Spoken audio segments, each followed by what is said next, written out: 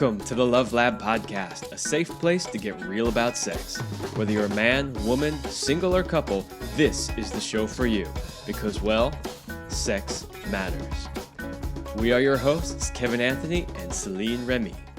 All right, welcome back to the Love Lab Podcast. This is episode 90. You know, we're only 10 away from 100. Oh, we're going to have to celebrate that. Make it big. Make it count. All right, this episode is titled Eat Your Way to Better Sex. You know, we cover this in some of our online courses, but I think this is a part of having a better sex life and a better relationship that a lot of people miss. Like a lot of people miss. They don't see any connection at all between the two. And there actually is a huge connection. So we're really excited to dive into that with you. All right. And full disclosure, we are foodies. And we are no medical expert or certified nutritionist, but we do have a lot of personal experience and have been eating healthy and going down the rabbit hole of what makes food healthy for like 20 years. Yeah, and in a past life, I did work as a personal trainer and creating nutrition plans for people. I was a certified trainer, and I did this for a living for a period of time. So we do have expertise, and we just felt like it was good to give you a little disclaimer. You know, we're supposed to say like, whatever, trust your doctor, and also just trust yourself. Basically, that's that. Take this with a grain of salt. Take what you want, what you like, and live the rest. But we do want you to have a happy, healthy, sexy sex life. All right, before we get into that, let's give the first shout out to our sponsor, Power and Mastery. So if you want to join the secret club of men who are great in bed, then check out Power and Mastery at powerandmastery.com. It is the most complete sexual mastery training for men. You will find something for having harder, stronger erection, lasting longer, or increasing your sexual skills.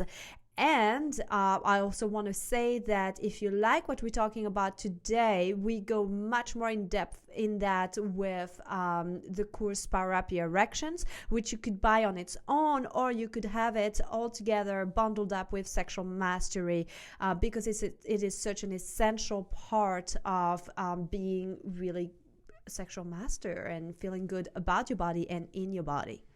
Absolutely. So I want to start by just reading a short little piece from an author, Joanna Aducci, at the Daily Meal, because when I read it, to me, it was like kind of summarized the main point that I wanted to get across. And then we're going to expand on that a lot.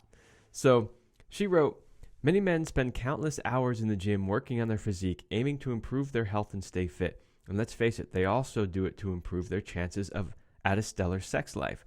Little do they know, many factors affecting their sex lives are tied to their diet. Simple things like skipping the drive-thru and drinking a little less at happy hour may drastically improve a man's libido and radically boost sex drive. Did you know that food has the ability to reduce testosterone, diminish sex drive, reduce sensitivity, and alter sperm production? Good news, it can also do the exact opposite. Many fruits and vegetables, whole grains, and spices can regulate testosterone, increase libido, and significantly improve sex drive. Bottom line, what men eat affects their sex life, so why not use food to your advantage? Now, I will add that this doesn't just affect men. This absolutely affects women as well, without a doubt. But I just love the way she encapsulated the idea that there really truly is a link between what you eat and how your sex life goes. Yeah, there's something very interesting. There's a saying that says, you are what you eat. And while I believe it's true, it's not really the full picture. And what I learned through my many years of research and just using food for my own medicine is you are what you digest. And that takes it to another level, because if your digestion is not optimal, you are not going to break down the food. And even if you eat really good food, if you have poor digestion or issues with your guts, no matter what you put in it, whether it's good fuel or bad fuel, it's still not going to be able to be broken down the way it needs to be broken down so that your cells can get the nutrition.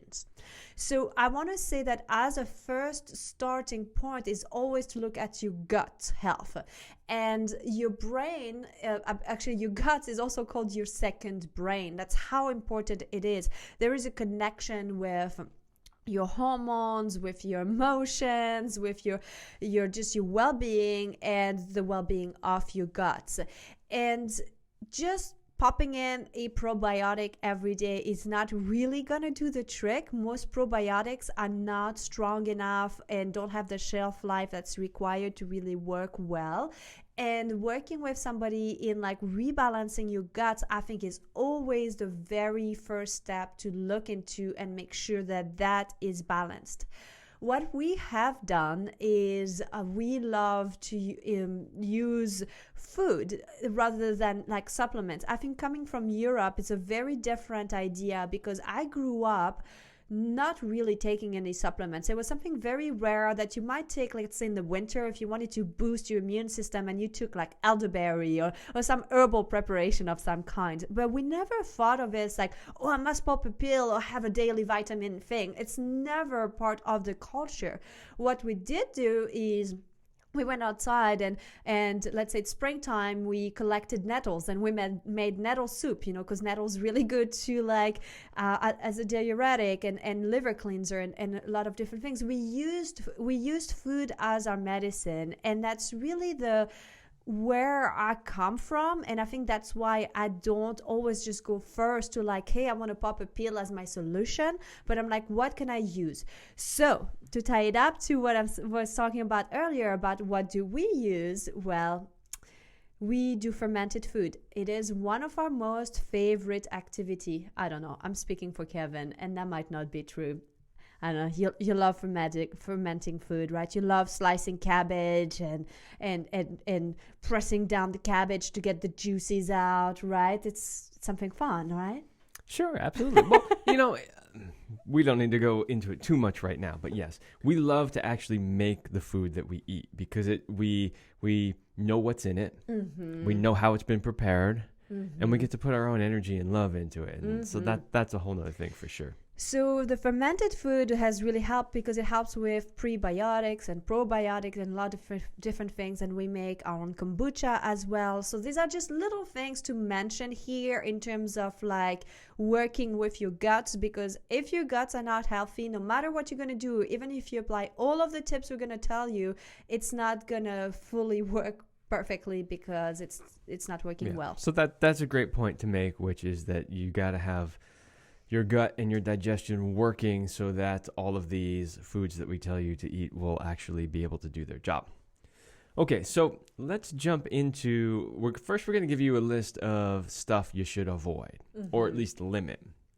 Then we're going to give you the list of stuff that you should eat. And along the way, we'll talk about our personal experiences with these things and fill in a little bit. So first one on the list of foods, and these aren't in any particular order, by the way, is soy products. And people who want to be healthy, and I don't know, I think maybe it's changing a little bit today, but I know 10 years ago, 15 years ago, if you wanted to be healthy and you were involved in, the health and nutrition, fitness movement at all, you were going soy everything, soy milk and tofu this and soy that and soy the other thing. Well, guess what we learned over this experiment over all these years? Soy products actually have what's called phytoestrogens in them. And phytoestrogens are plant-based estrogens that mimic the same type of estrogens that are in our bodies. And so it can really mess up with your hormone balance. So for guys, if you have an excess of phytoestrogens running around in your bloodstream, it can actually cause a problem with your testosterone levels. But for women, there's also a problem. So if you're like, oh, okay, well, that's fine because, men aren't supposed to have a lot of estrogen, but what about women? Women should be able to eat these just fine. And actually, no, because that can completely throw off her hormone balance as well.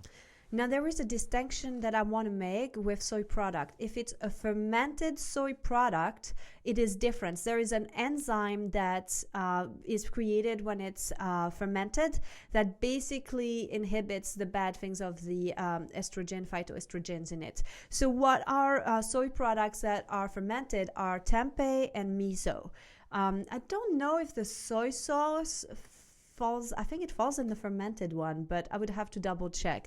But So not all soy products are evil, but definitely they're not the best, and they shouldn't be what you eat a lot, especially if you want to have a really good sex life. Yeah. And like most things, it's how much of it you eat. Yes. So just keep the processed soy stuff to a minimum. Yes. Okay. Second one that you want to avoid hurting your sex life are graham crackers and cornflakes. And I got really excited about this one because I couldn't wait to tell you all about your favorite cereals. If you like listening, like Céline, cornflakes. I love my Kellogg's. That's what I eat all the time. I'm like, you may want to rethink this because maybe you're not aware that Dr. John Harvey Kellogg's, the guy who created the cornflakes, his true intention was not to fill the hungry bellies of the people. What he really intended to do was to rescue humanity from a plague of debauchery. Basically, what he wanted to have people to stop having sex, including self-pleasure. So if I recall correctly, and it's been a while since I've read this story, but I believe he worked in basically what we would call a nursing home, right? I think so, yeah. A place for older people. And his entire purpose and intent in creating cornflakes was he was trying to make the most bland, boring food possible because he thought that would stop the people living there from having sex and masturbating. Absolutely. And he was literally on the anti-masturbation crusade. Oh, yes. He even thought that having sex with his own wife was not good unless it was to procreate. So basically he was a nut job. Yes. But when you think about this, what it does, those things are really empty calories. They just sit there in your belly and don't provide any nutrition. And if you think of the fact that it was indeed designed to actually kill your sex drive and your desire, why would you fill yourself up with that? Yeah, of course. Okay, next one on the list is dairy with added hormones. That's almost redundant at this point these days. But yeah, so the big problem with dairy products is that there are often, in most cases these days, a lot of hormones used in the production of dairy.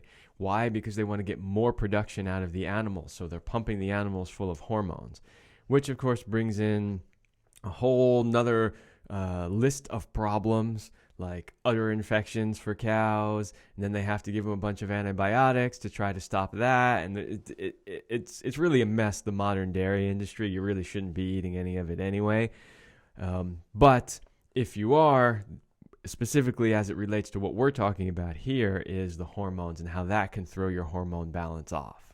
Mm-hmm. So always you want to look for organic, for dairy-free, for pasture-raised. When it comes to dairy, if it's raw, it's better. And it's really not something that you should be eating a lot of. And this is coming from the Swiss woman, right? I grew up in dairy lands. Cows are a way of life where you're from. Absolutely. Actually, the village I grew up in had more cows than villagers, people living there, and I'm not kidding. So I grew up surrounded by cows. I mean, it's part of our culture. And at the same time, while stepping away from it, I realized that not all dairies are created equal. When I grew up, my mom would send me to the cheese selling place. Okay, it's the fromagerie. It's the place that sells the cheeses and milk. And basically, the farmers would go there daily and deliver their milk. I would buy milk that was just pasteurized in a glass bottle and that had cream top on top of it. And that's the kind of dairies that I drank and that I was familiar with. And this is a totally different breed than the kind that is homogenized, that is pasteurized, that is in a card box, where it has basically lost every good stuff that was in it. So the best dairy is raw, unpasteurized, unhomogenized, unhormone added, unantibiotic added, unfull of pus cells added. If you can find that, you can have some of it. Good luck. And another thing to that you're probably not going to like that is on our list is beer.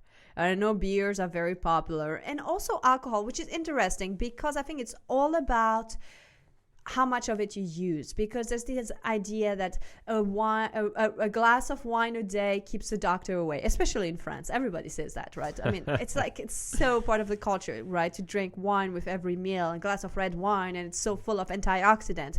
And while that might be true, we're talking about one a day, a small glass. Yes, and so I'm gonna just burst all your bubbles, right? Because that's what I do. I give people the truth even when they don't want to hear it, right? So here's the thing: is resveratrol, which is a component of I believe it's the skin of the grapes, is actually really good for you, and it's a really potent substance. And so there's been a lot of research done on it. You can get it from other things than just grapes too, but it tends to be present in those things that are like dark reddish, purplish kind of color type stuff. And it's great.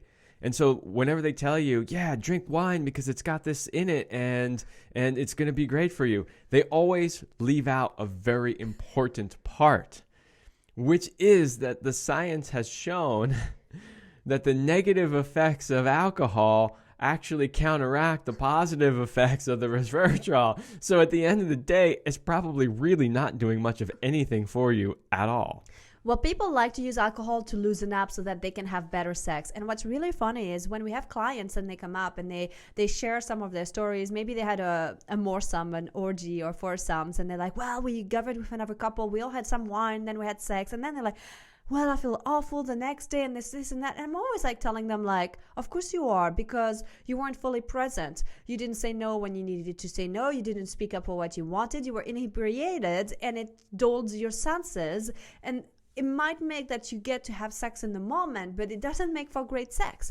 And any man listening knows that if you're having a little too much alcohol, it's really hard to get a boner. It's a massive, massive boner killer. I agree. That was always my experience, back in the college days when you'd go out to the bars, and you'd try to hook up and bring home a woman and like you were both drinking too much. First of all, it always made for terrible sex. But the second thing is I always found it much more difficult to maintain an erection.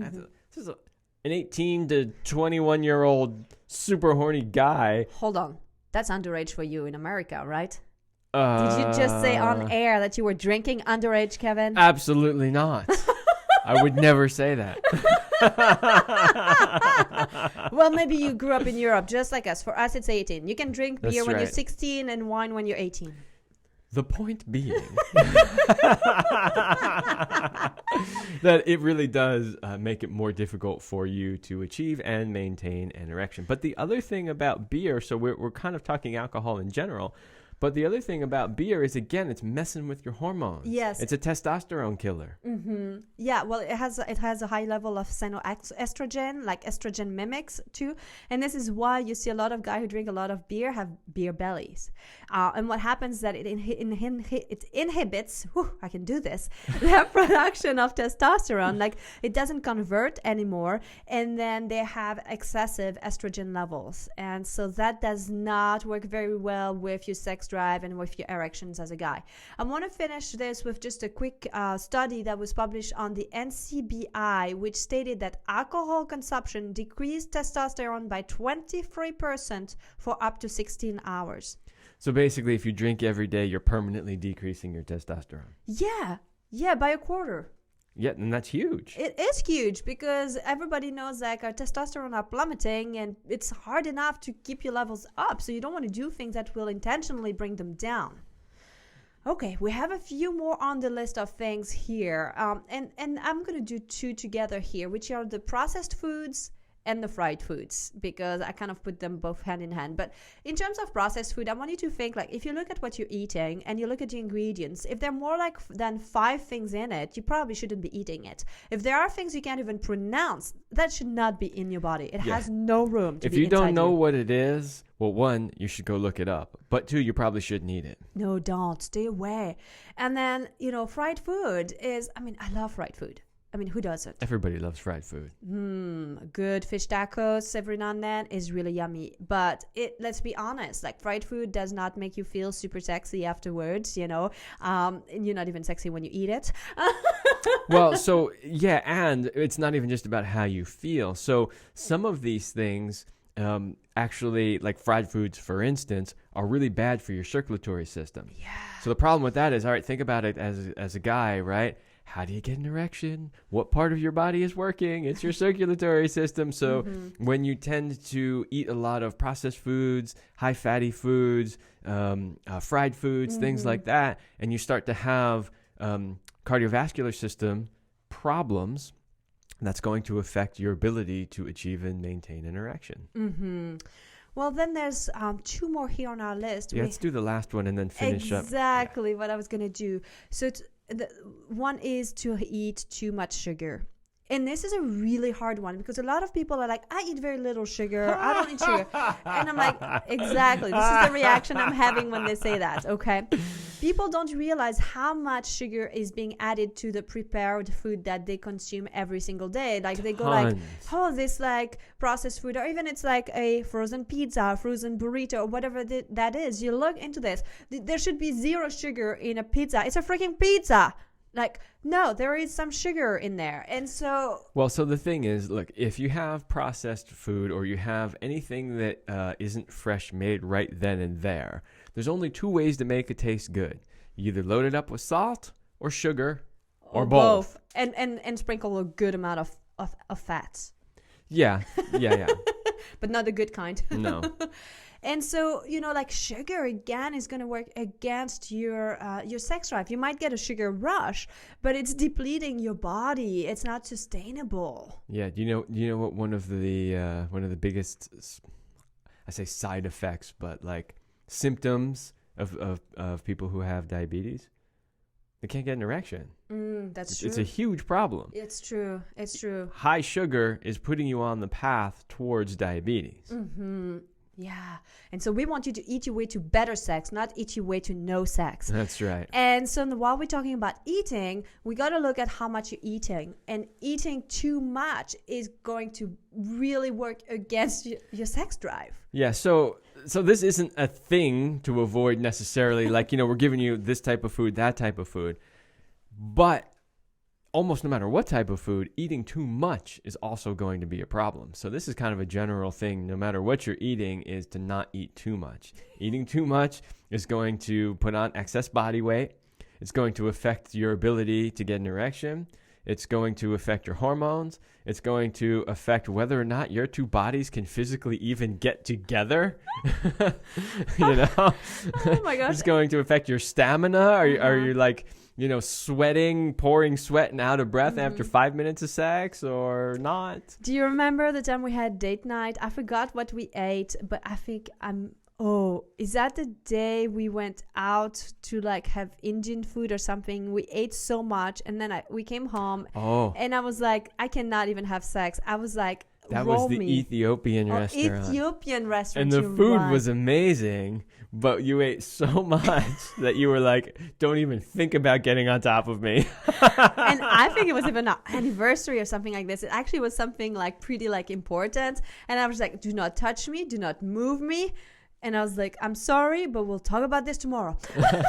So obviously eating too much in one sitting is not good. Like, if you eat too much, like you go out on a date with somebody and then you shove down a bunch of food and then you're like, the last thing I want to do is take my clothes off kind of thing.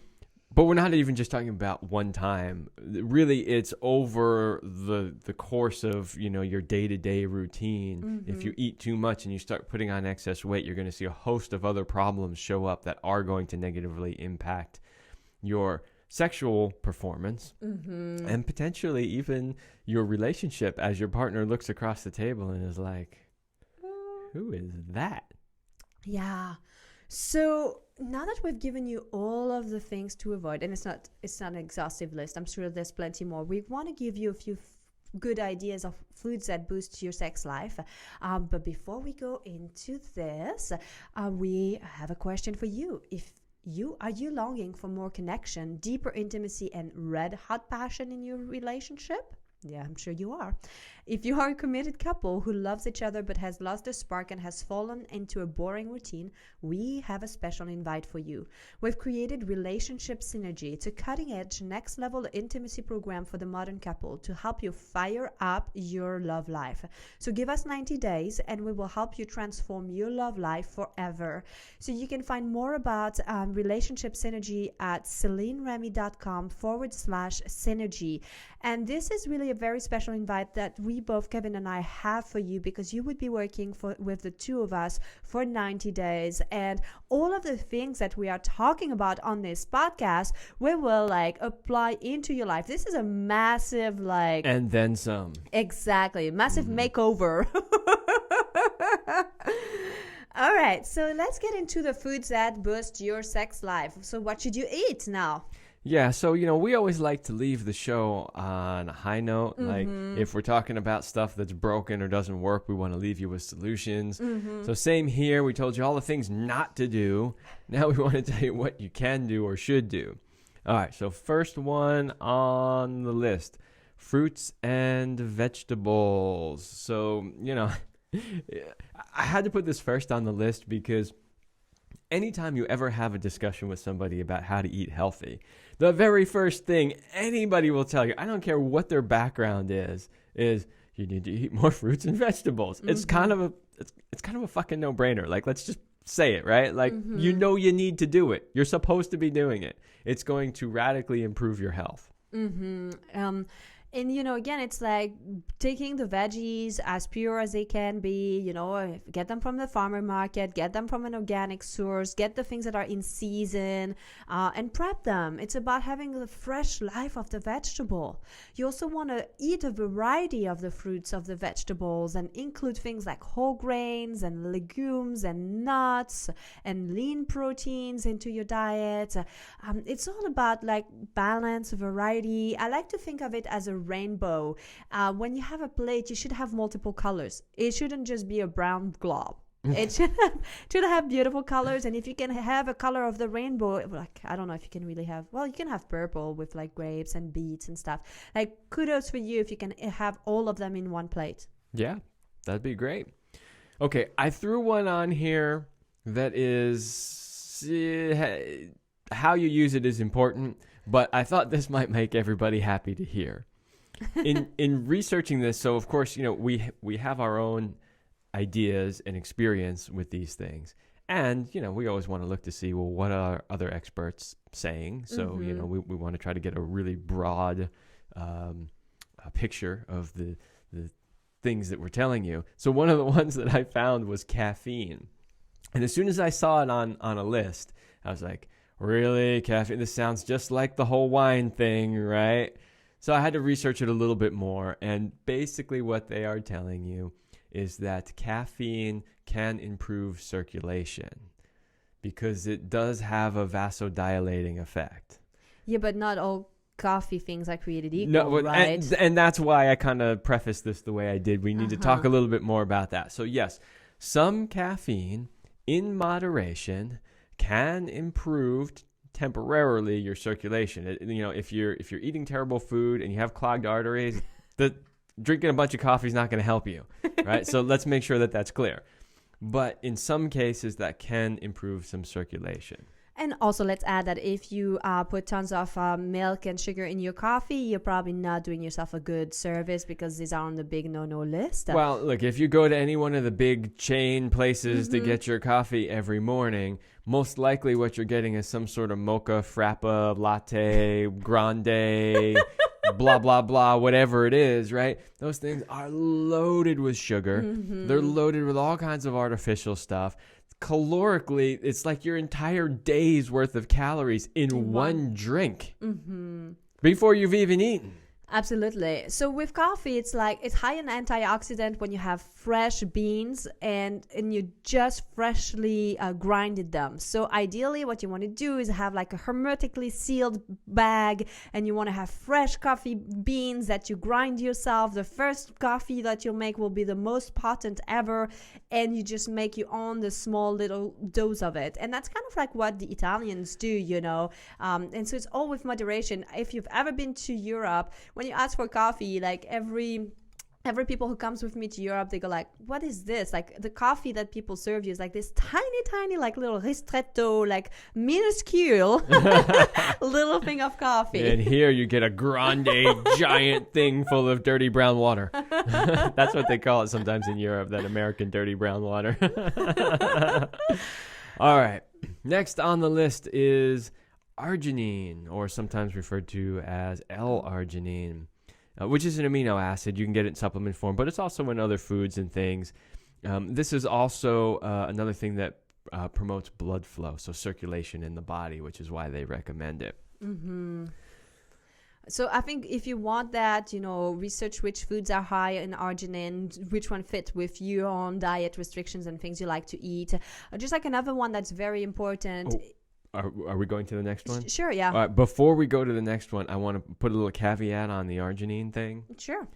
So because we are dealing with, sex a lot on this show, a lot of people, like a ridiculously high number of people do have herpes. And that's just, we know that, right? So Absolutely. The reason why I'm mentioning that is because arginine can actually aggravate herpes. So if you know that you have it, type 1, type 2, taking a bunch of arginine supplements is probably not good for you because it might start to trigger some outbreaks or make the ones you have last a little longer. In fact, if you have herpes, one of the things that you should be doing to help that is increasing lysine, which is kind of the opposite amino acid as arginine. So I just to throw that out there, don't go, if I take a whole bunch of arginine, I'm going to have giant raging erections, and then you're stuck in breakout land and can't have sex. So. Okay, another one is zinc. Zinc is really good. It's crucial for prostate and ovarian health. It's critical for hormone synthesis and balance. So it works with the thyroid, progesterone, cortisol, and testosterone. So basically, zinc is super essential to boost your sexual health. And things that contain zinc are like shellfish and legumes, seeds, nuts, dairy, eggs, whole grains, even dark chocolate. Ooh, yeah. Had to put that on the list. I know. Got to give people a few things that they're going to like no matter what. Absolutely. And you can take zinc too as a supplement. We'll put a link in the comment of like our favorite one that we do use for our own health. And so that's another thing. And there's a lot of things. There's still things like food rich in flavonoids that are like berries and citruses and grapes and apples and hot peppers, all of these things, and cacao, red wine, and tea. Oftentimes these things make it onto the aphrodisiac list. And it's a very interesting subject when it comes to aphrodisiac, because a lot of people are like, oh, they work. And a lot of people say there's no real science. And at the same time, I think a lot has to do with how we think of it. If you cook and you're thinking this is going to boost my immune system or my sex drive, or like make us more horny, you probably will make yourself horny just from thinking about it and thinking that eating this will work. Yeah, but there's real science behind a lot of this too. But the science isn't like it makes you horny. No. What the science is the science is showing how these types of foods and these types of nutrients, how they affect your body, how they increase things like blood flow, right? How they increase things like stamina, how they help you feel better about yourself. The reality is if you're relaxed, if you're not stressed, if your body is healthy, you're horny. For most people anyway. And so I kept this one for last because we're talking about all these things to eat, but there's one really important point that we need to bring here, which is about eating together. Because in some sense, your brain is the most important sex organ. We always say that, like between your ears is the most important sex organ. Sex begins with affection, intimacy, and desire. So mealtime is a great time to unwind with your partner and to build intimacy in a relaxed and pleasurable setting. And yes, it's okay to play with your food too and feed each other or become the tray for the food, or we'll let your imagination go a little wild here. Yeah, and again, here's like another one of those secrets, right? Which is, men, if you want to have sex with a woman, you've got to connect with her first. Mm-hmm. It's not just like, oh, I just got home, you just got home, we just took care of the kids, we just did the dishes, okay, let's go. Mm-hmm. Like, you need time to connect. And so if you have the type of lifestyle and situation where you can have a calm meal where you can connect, you can talk about the day, you can give her all the opportunity to talk about her day and what she did and how it was, and then you can tell her about your day. All of that is actually foreplay. Absolutely. Like, turn off the TV and look at each other's eyes. Appreciate the food, because also when you pay attention to your food and you chew it slowly, there's enzymes that are happening in the saliva when it breaks down the food easier and makes it more digestible. So you are prepping this whole thing, and it can become so sensual, this experience. Yeah, and you mentioned something. You should turn off the TV. You should never never watch TV while you're eating. Like, okay, maybe once in a while you might grab something and while you're watching. But what most people do is they come home, they turn on the TV, and they sit down and they listen to the news while eating dinner. Every study ever done shows that if you watch television while eating, you will eat more. Mm-hmm. Because you're not conscious of what you're actually doing. Mm-hmm. You're staring at the screen and you're just shoveling it in and you're not paying attention, right? And if you're gonna watch the news, really, the news, that's what you're gonna watch. The news, which first of all doesn't have any real information on it anyway. It's all just lies and propaganda, but it's all just bad stuff. They learned a long time ago that to get ratings, they just had to share all the worst stuff that's happening in humanity. So you just had a long, stressful day. You just came home. You want to sit down, connect with your husband or your wife, share a nice meal, and you're going to put on the news? Really?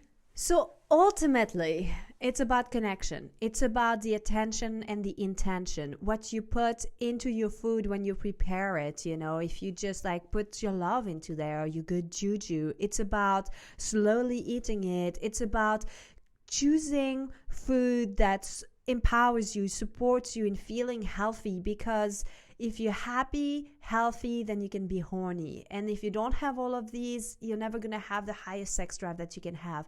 We're not saying you can't eat any of the bad food every now and then. It doesn't have to be a perfect thing, but become more aware of what you do on a daily basis and choose good food. Choose things that will support your drive, support your performance, support your health, so that you can be around your loved ones for longer and that you can share the things that truly matter in life, like heart-to-heart connection, intimacy, and love with other human beings. Absolutely. Well, so that's all we had on the list. Did you want to share with the listeners your favorite recipe? I was going to give you one of my favorite chocolate mousse, because see, you can still eat chocolate and just make it really good for your sex drive. And it requires an avocado, raw cacao powder, and maple syrup. And that's all. And so depending on how much of it you want one full avocado, 2 or 3, depending, because you want to eat a lot of it. It's really good, healthy fat. The amount of chocolate you want depends on how dark you like it. I like my chocolate really dark, so I put a lot of cacao in it. And then I like it not too sweet, so I put very little maple syrup. And all of these, you mix it into a food processor until it turns into this moussey thing. And then you can either keep it in the fridge for a little bit to get it a little cool, and then you share that with your lover. Yeah, so, we're not a cooking show, although I'm sure Céline would love that. But think about this. A lot of the things that we tell you not to eat, there are ways to make them healthy. Yes. And so don't think that you have to give up everything that you love and that tastes good. Mm-hmm. Not true at all. So if you're really interested in that, there's tons of stuff out on the internet. There's so many people who are sharing great recipes on how to make things that are fun, that taste really good, and that are actually healthy for you. So definitely check that out. So remember that what you eat goes a long way, and it can play a good role in how you show up in the bedroom. So do what it takes. Yeah. And again, we said this at the beginning. We're going to say this again. Especially if you have any health challenges, before you make any major changes, consult your doctor, registered nutritionist, whatever. But do your research beforehand. We're just giving you some guidelines. All right, everybody. That's all the time we have for this episode, and we will see you next week.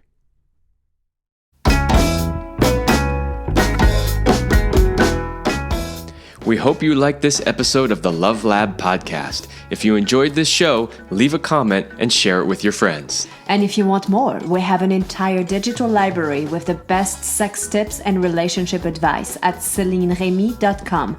That's CelineRemy.com.